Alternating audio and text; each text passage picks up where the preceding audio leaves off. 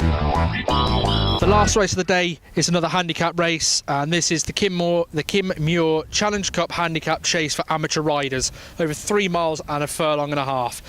Again, the trends for this race is where we're going to look at for this race, as the entries and weights aren't currently out. We'll start with the negatives. Any jockey who is able to claim weight is not a good move in this race. They've got a record of just 1 from 85, so that's a little bit worrying. Again, horses that have fallen this year, it's the first time we've mentioned a trend like this, but any horse that's fallen this year doesn't tend to have a very good record when it comes to this race. Paul Nicholls and Willie Mullins also have terrible records within this race as well, so you can start to avoid them, and any horse carrying less than 10 stone 10 also tends to struggle in here. The positives, 8 and 9 year olds seem to be very good in this race. 3 of the last 8 winners ran in the open meeting here at Cheltenham as well.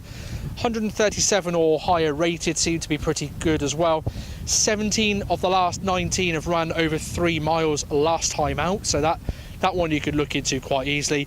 It does pay to follow Jamie Codd, the Codd father. He does have a very good record when it comes to Cheltenham, and especially in this sort of race. Saying that, if I was to back anything in here, assuming that it runs, if it runs in one of the other handicaps, I'll be backing it in that race as well. But that horse is Abolitionist.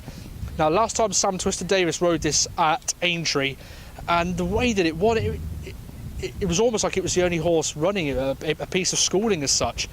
It was way out in front from the start, nothing got near it, won by miles to be perfectly honest.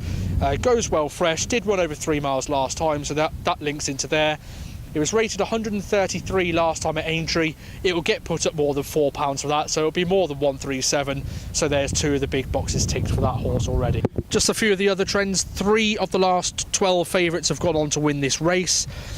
11 of the last 12 were aged between 7 and 9. Like I say, 11 stone or higher is definitely where you need to be looking when it comes to weight.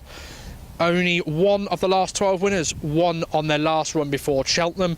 However, 11 of the 12 did have a win in the last 77 days, so you could again look down that route.